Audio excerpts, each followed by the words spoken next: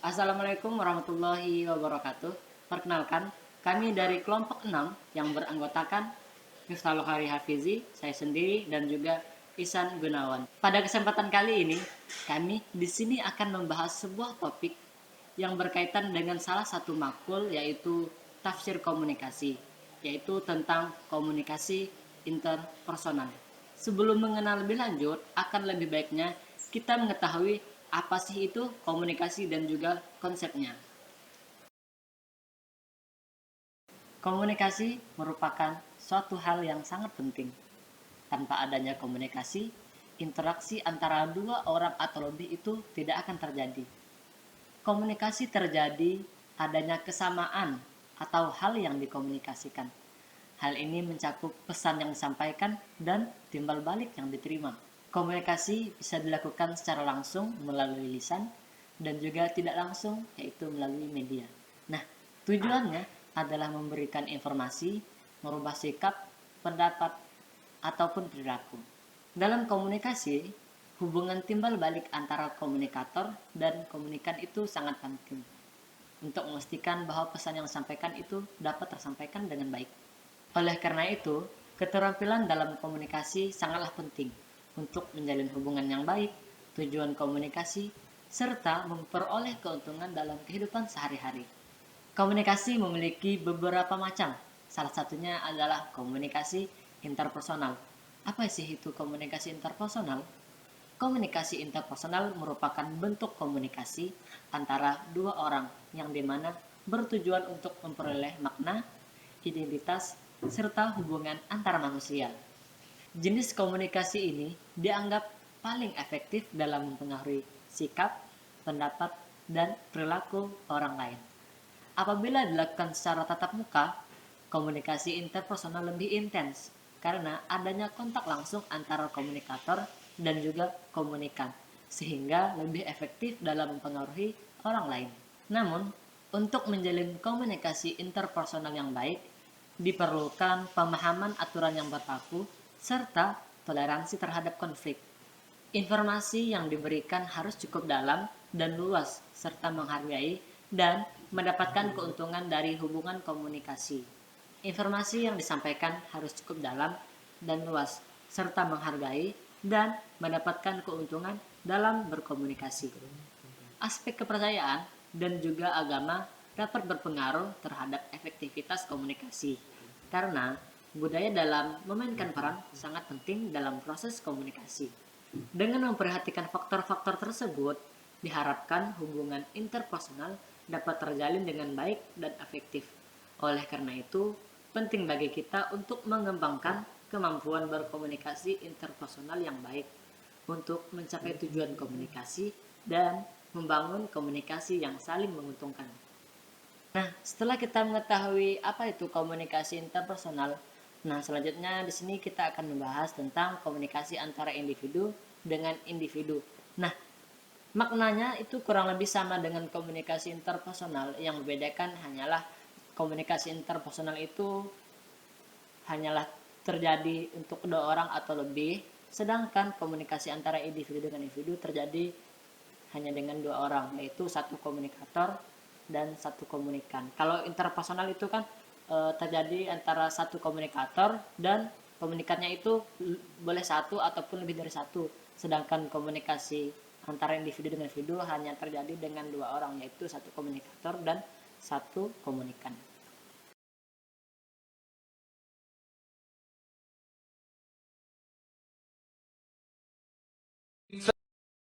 فلما بلغ معه السعي قال يا بني إني أرى في المنام أني أذبحك فانظر ماذا ترى قال يا أبت افعل ما تؤمر ستجدني إن شاء الله من الصابرين. Terdapat pada Quran Surah As-Saffat ayat 102, yang dimana maknanya itu pada suatu hari Nabi Ibrahim alaihissalam mengajak anaknya yang saat itu berumur 10 sampai 12 tahun. Yang diketahui namanya adalah Nabi Ismail alaihissalam. Nah, pada perjalanan mereka tersebut, Nabi Ibrahim alaihissalam menceritakan bahwa semalam Nabi Ibrahim itu diberi mimpi yang dimana mimpinya itu memerintahkan untuk menyembelih Nabi Ismail alaihissalam, yaitu anaknya sendiri. Nah, kemudian Nabi Ibrahim alaihissalam meminta pendapat Nabi Ismail tentang perintah itu. Kemudian Nabi Ismail merespon dengan patuh dan baik bahwa ayahnya harus melakukan perintah tersebut. Dan juga jika ayahnya melakukan perintah tersebut, maka ayahnya ataupun Nabi Ibrahim alaihissalam merupakan golongan-golongan orang yang sabar terhadap kehendak Allah Subhanahu wa taala. Dari ayat di atas, kita dapat belajar bahwa komunikasi antara individu dan individu itu sangat penting. Apalagi dalam hal yang penting seperti keputusan besar dalam kehidupan. Contohnya tadi yang dimana Allah memerintahkan Nabi Ibrahim untuk menyembelih Nabi Ismail alaihissalam. Nah, komunikasi yang baik dan efektif itu dapat menghindari kesalahpahaman serta membangun dan menjalin hubungan yang baik antara individu dan individu lain yang terlibat. Dan juga pada ayat di atas kita dapat pelajari tentang respon dari Nabi Ismail alaihissalam bahwa sikap sabar dan patuh terhadap kehendak Allah Subhanahu wa taala itu sangatlah penting dalam kehidupan sehari-hari. فلما جاوزا قال لفتاه آتنا غداءنا لقد لقينا من سفرنا هذا نصبا قال أرأيت إذ أوينا إلى الصخرة فإني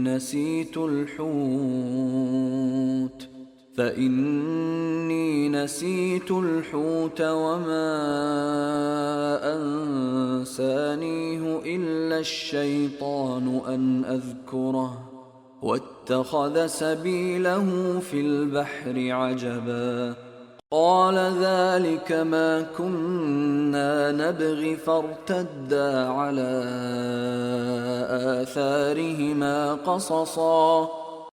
Selanjutnya terdapat pada Quran surah Al-Kahfi ayat 62 sampai 64.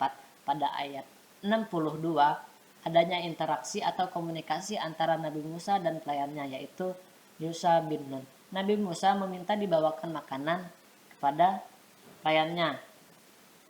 Nah, hal ini menunjukkan adanya interaksi yang dibutuhkan untuk memenuhi kebutuhan masing-masing, yang dimana pelayannya itu berperan sebagai pembantu Nabi Musa membawakan dan melaksanakan tugasnya sebagai pelayan atau pembantu Nabi Musa. Pada ayat 63 terjadi komunikasi yang dimana pelayan Nabi Musa itu mengakui kesalahan bahwa dirinya lupa untuk membawa ikan, yang dimana ikan tersebut merupakan salah satu makanan untuk Nabi Musa alaihissalam. Nah, yang dimana yang membuatnya lupa itu hanyalah setan. Nah, hal ini menunjukkan bahwa dalam komunikasi itu seseorang dapat membuat kesalahan dan mengakui kesalahannya. Selanjutnya, pada ayat 64 terjadi komunikasi antara Nabi Musa dan pelayannya, yang dimana Nabi Musa itu berdiskusi tentang kisah-kisah mereka. Nah, diskusi ini bertujuan untuk saling berbagi pengalaman dan saling memahami satu sama lain.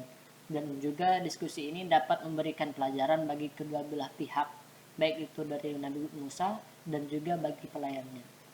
Serta komunikasi ini atau diskusi ini bertujuan untuk mempererat hubungan antara keduanya.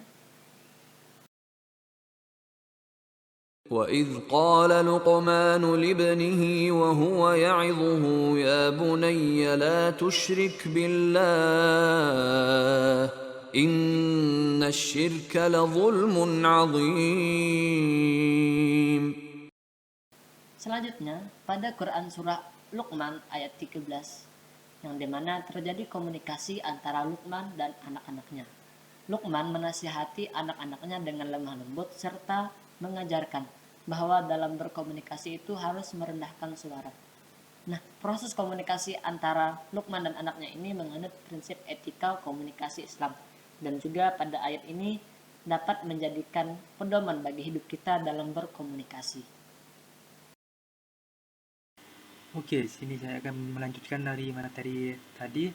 Kalau tadi itu materi tentang konsep komunikasi interpersonal dengan komunikasi antara individu dengan individu. Sekarang saya bagian komunikasi antara individu dengan kelompok. Komunikasi antara individu dan kelompok mengacu pada pertukaran pesan antara individu dengan sebuah kelompok yang terdiri dari 2 orang atau lebih. Tentu saja, komunikasi ini melibatkan seorang individu, yaitu 1 orang, sebagai penerima pesan atau menyampaikan pesan dengan sebuah kelompok yang juga menerima ataupun menyampaikan pesan. Dalam konteks ini, individu dapat berkomunikasi dengan kelompok untuk berbagai tujuan, seperti memperoleh dukungan, mempengaruhi keputusan kelompok, memberikan petunjuk atau instruksi, atau memperoleh informasi. Di dalam Al-Quran, terdapat komunikasi antara individu dan kelompok, dan itu sangat banyak sekali. Di sini saya akan memberikan contoh beberapa ayat yang di dalam Al-Quran tentang komunikasi individu dan kelompok. ولا على الذين إذا ما أتوك لتحملهم قلت لا أجد ما أحملكم عليه تولوا وأعينهم تفيض من الدمع حزنا ألا يجدوا ما ينفقون. Dalam ayat tersebut menyebutkan sebuah kelompok yang berasal dari Muzainah datang kepada Nabi Muhammad dan meminta agar menyediakan kendaraan untuk pergi berperang atau berjihad. Nabi Muhammad pun menjawab dia tidak bisa mendapatkan kendaraan untuk diberikan kepada kelompok tersebut. Kelompok tersebut pun pergi dengan sedih dan menangis karena tidak bisa mengikuti perang bersama Nabi Muhammad. Dalam konteks ini terdapat komunikasi antara individu dengan kelompok. Individunya yaitu Nabi Muhammad sebagai penerima pesan dan menyampaikan pesan atau menjawab pesan. Kemudian bagian kelompok yaitu kelompok yang berasal dari Muzainah yang meminta untuk disediakan kendaraan untuk pergi berperang. Meskipun Nabi Muhammad tidak bisa memenuhi permintaan dari kelompok tersebut, namun Nabi Muhammad tetap memberikan atau memperlakukan mereka dengan baik dengan memberikan jawaban yang jelas dan jujur. Ayat ini juga menunjukkan seberapa pentingnya saat komunikasi antara individu dengan kelompok harus memberikan jawaban yang jelas dan jujur. Hal ini akan membantu untuk menghindari konflik karena sebuah informasi yang kurang jelas dan harapan yang tidak terpenuhi. قالوا أأنت فعلت هذا بآلهتنا يا إبراهيم قال بل فعله كبيرهم هذا فاسألوهم إن كانوا ينطقون.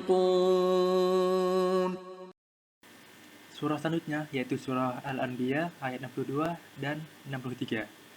Ayat ini menjelaskan tentang komunikasi antara Nabi Ibrahim alaihissalam dengan sekelompok orang-orang yang menyembah patung. Kelompok tersebut pun bertanya kepada Nabi Ibrahim apakah ia yang menghancurkan patung tersebut. Nabi Ibrahim pun menjawab bukan dirinya yang melakukannya, melainkan patung-patung tersebutlah yang melakukan perbuatan tersebut. Nabi Ibrahim pun meminta kelompok tersebut untuk menanyakan kepada patung-patung tersebut karena mereka menyembah patung. Nabi Ibrahim pun meminta kelompok tersebut untuk menanyakan kepada patung tersebut jika mereka dapat bicara. Dalam ayat ini terlihat bahwa Nabi Ibrahim berbohong saat ditanya siapa yang menghancurkan patung-patung tersebut. Namun demikian, ini dikecualikan baginya, sehingga ini dikatakan rukhsah atau keringanan. Dalam konteks ini, terdapat komunikasi antara individu dengan kelompok. Individunya yaitu Nabi Ibrahim, kemudian kelompoknya yaitu kelompok yang menyembah patung. Nabi Ibrahim alaihissalam memberikan jawaban dengan jelas dan tegas kepada kelompok tersebut dan mengajak untuk berpikir lebih dalam tentang penyembahan patung-patung tersebut. Komunikasi dalam ayat ini menunjukkan seberapa pentingnya memberikan jawaban yang jelas dan tegas saat berkomunikasi dengan kelompok. Nabi Ibrahim memberikan jawaban yang mengarah pada refleksi dan introspeksi diri kepada kelompok yang ia ajak berkomunikasi. Nabi Ibrahim pun tidak menggunakan kekerasan untuk menunjukkan bahwa ia benar, melainkan menggunakan kata-kata dan argumentasi yang meyakinkan. Ayat ini juga mengajarkan bahwa di saat komunikasi antara individu dengan kelompok harus dilakukan dengan kebijaksanaan dan pengendalian diri, sehingga dapat menciptakan pemahaman yang lebih baik antara kedua belah pihak. قالوا أئنك لأنت يوسف قال أنا يوسف وهذا أخي قد من الله علينا إنه من يتق ويصبر فإن الله لا يضيع أجر المحسنين قالوا تالله لقد آثرك الله علينا وإن كنا لخاطئين قال لا تثريب عليكم اليوم يغفر الله لكم وهو أرحم الراحمين. Selanjutnya, surah Yusuf ayat 90 sampai 92. Ayat tersebut menceritakan Nabi Yusuf yang bertemu dengan sekelompok yaitu saudara-saudaranya yang pernah merencanakan kejahatan kepada Nabi Yusuf. Kelompok tersebut atau saudara-saudaranya pun bertanya apakah Nabi Yusuf itu benar-benar dirinya, dan Nabi Yusuf pun memberikan jawaban yang jelas dan tegas bahwa ini dirinya, benar-benar dirinya. Ia pun menyatakan bahwa Allah telah memberikan karunia kepada dirinya. Kemudian kelompok atau saudaranya tersebut pun mengakui kesalahannya dan mengakui bahwa Allah telah memberikan kelebihan kepada Nabi Yusuf. Kemudian Nabi Yusuf pun memberikan jawaban yang penuh pengampunan dan rahmat, serta mengajak mereka berharap kepada ampunan Allah. Dalam konteks ini, terdapat sebuah komunikasi antara individu dengan kelompok. Individunya yaitu Nabi Yusuf, dan kelompoknya itu adalah saudaranya, para saudara-saudaranya. Nabi Yusuf pun memberikan jawaban yang jelas dan tegas, serta memberi kata-kata yang penuh kasih sayang dan pengampunan. Dalam kesempatan ini, Nabi Yusuf tidak menggunakan kesempatannya untuk balas dendam di saat dia ada di atas, untuk balas dendam kepada saudara-saudaranya karena pernah melakukan kejahatan kepada dirinya, melainkan menggunakan kesempatan ini untuk mengajak mereka kepada jalan yang benar.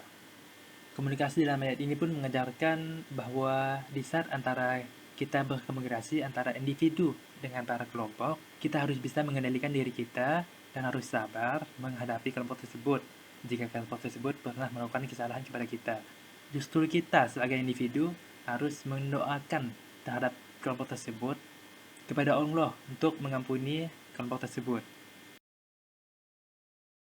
وَإِذْ قَالَ مُوسَى لِقَوْمِهِ إِنَّ اللَّهَ يَأْمُرُكُمْ أَن تَذْبَحُوا بَقَرَةً قَالُوا أَتَتَّخِذُنَا هُزُوًا قَالَ أَعُوذُ بِاللَّهِ أَنْ أَكُونَ مِنَ الْجَاهِلِينَ قَالُوا ادْعُ لَنَا رَبَّكَ يُبَيِّن لَّنَا مَا هِيَ قال إنه يقول إنها بقرة لا فارض ولا بكر عوان بين ذلك فافعلوا ما تؤمرون قالوا ادع لنا ربك يبين لنا ما لونها قال إنه يقول إنها بقرة صفراء فاقع لونها تسر الناظرين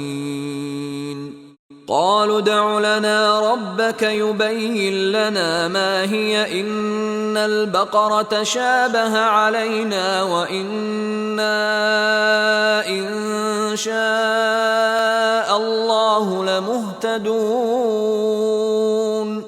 قال إنه يقول إنها بقرة لا ذلول تثير الأرض ولا تسقي الحرث مسلمة لا شية فيها قالوا الآن جئت بالحق فذبحوها وما كادوا يفعلون.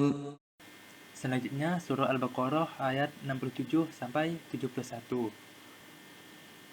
Dalam ayat-ayat tersebut menceritakan Nabi Musa alaihissalam dengan kelompok kaumnya yang diperintahkan untuk menyembelih sapi betina.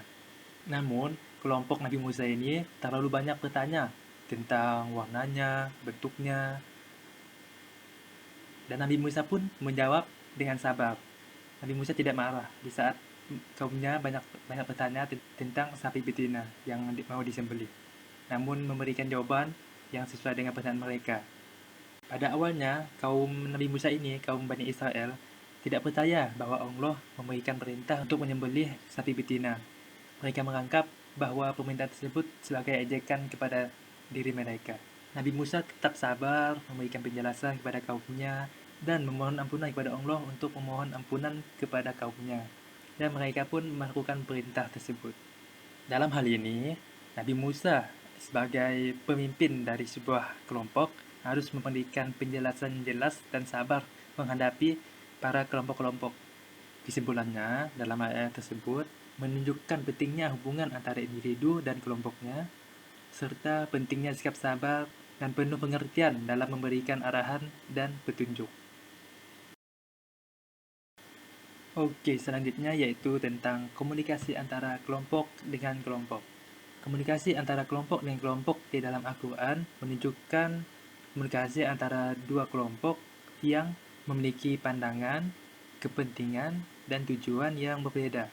Terkadang interaksi ini diakhiri dengan damai ataupun saling menghormati, tetapi terkadang memunculkan sebuah konflik. Berikut beberapa contoh ayat yang ada di dalam Al-Quran tentang komunikasi antara kelompok dengan kelompok. الحق من ربك فلا تكن من الممترين فمن حاجك فيه من بعد ما جاءك من العلم فقل تعالوا ندع أبناءنا وأبناءكم ونساءنا ونساءكم وأنفسنا وأنفسكم ثم نبتهل فنجعل لعنة الله على الكاذبين. Yang pertama yaitu surah Ali Imran pada ayat 60 sampai 61. Surah Ali Imran ayat 60 sampai 61 ini menceritakan antara dua kelompok yang bertentangan dalam pandangan hal agama. Ayat ini pun meminta Nabi Muhammad untuk tidak ragu dalam kebenaran yang sudah diberikan oleh Allah. Dan jika ada orang yang membantahnya di saat Nabi Muhammad ini setelah mendapatkan ilmu, maka Nabi Muhammad pun diajari untuk mengajak mereka berbicara secara terbuka dan jujur. Pada ayat 61 ini kita mengetahui bahwa Nabi Muhammad mengajak orang-orang berdebat tentang Nabi Isa. Pada ayat 61 ini kita mengetahui bahwa Nabi mengajak kepada orang-orang yang mendebat kepada dia tentang Nabi Isa.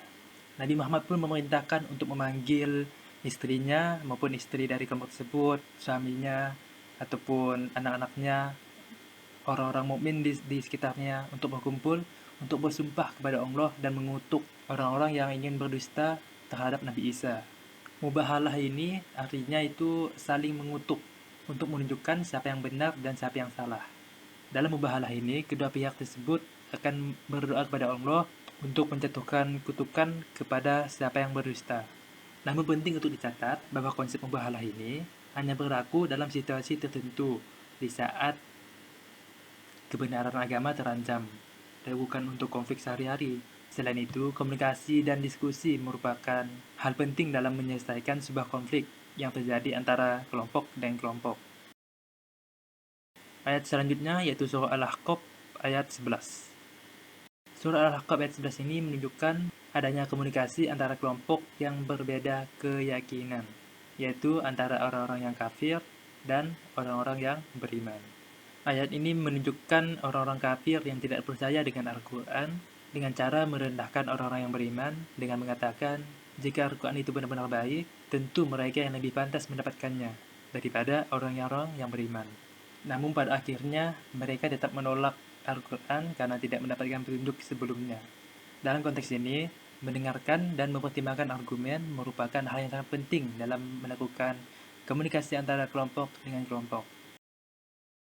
وَإِذَا لَقُوا الَّذِينَ آمَنُوا قَالُوا آمَنَّا وَإِذَا خَلَوْا إِلَى شَيَاطِينِهِمْ قَالُوا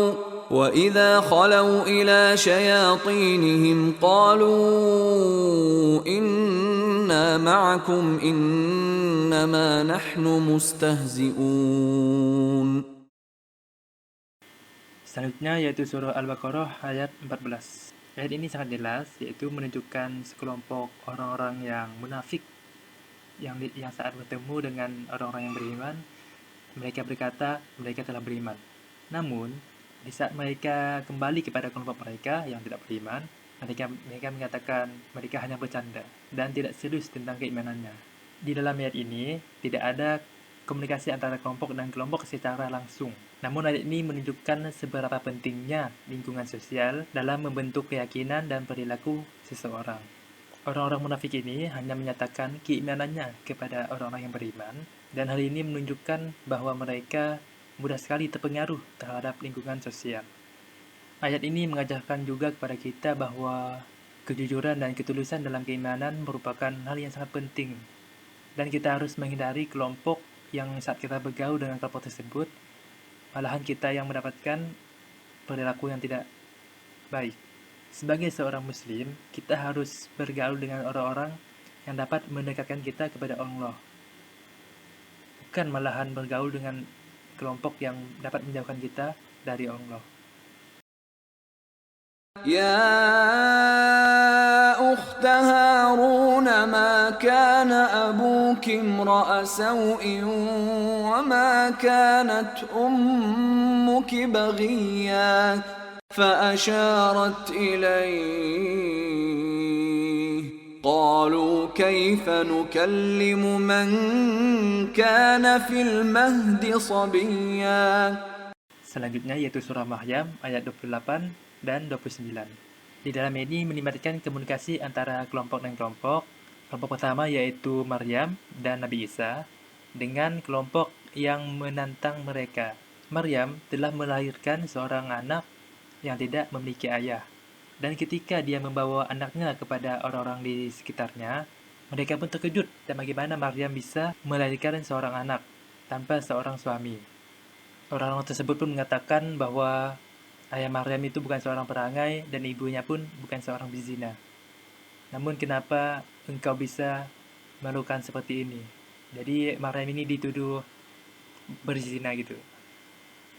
Maryam pun terdiam dan memberikan jawaban dengan cara menunjuk kepada Nabi Isa atau anaknya. Dan orang-orang di sekitar pun terkejut. Lantas bagaimana kami berbicara dengan anakmu?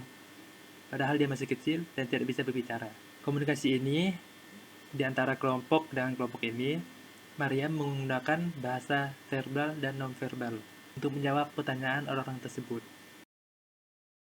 Oke, cukup sekian dari materi kami.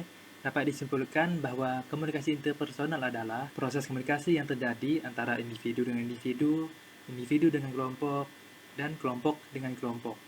Dalam konteks agama Islam, komunikasi interpersonal harus dilakukan secara dengan apa yang telah diceritakan di dalam Al-Quran tentang kisah-kisah komunikasi interpersonal. Komunikasi interpersonal individu antara individu menunjukkan bahwa seberapa pentingnya komunikasi ini untuk membentuk keharmonisan. Dan komunikasi antara individu dengan kelompok ini menunjukkan seberapa pentingnya komunikasi untuk membentuk sebuah kelompok yang sangat solid dan hubungan dengan anggota kelompok.